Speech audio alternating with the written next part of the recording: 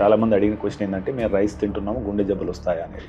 అందరూ 90% రైస్. నేను చెప్తాను నేను మానలేను నేను మీకేం చెప్తాను. నేను we are all addicted to rice. ఆ నోట్లో పార్టికల్స్ తిరిగితే కానీ we have no happiness. There is nothing like perfect అనేది మాయ. డాక్టర్ గారు, మీరు చేసిన కృషికి ప్రభుత్వం గుర్తించి మీకు పద్మశ్రీ ఇచ్చింది.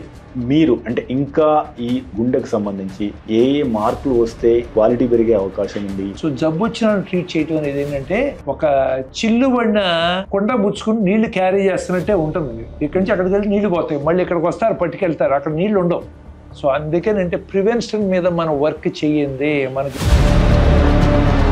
ప్రతి మనిషికి కూడా ఈ ప్రివెంటివ్ చెకప్స్ రీచ్ అయ్యేటట్టు చేసిన రోజునే మీరు 1,00,000 ఖర్చు పెడితే 1,00,00,000 మందిని సేవ్ చేయగలరు. 1,00,00,000 రూపాయలు ఖర్చు పెడితే ఇప్పుడు 10 మందిని సేవ్ చేయగలరు. So prevention. అందుకని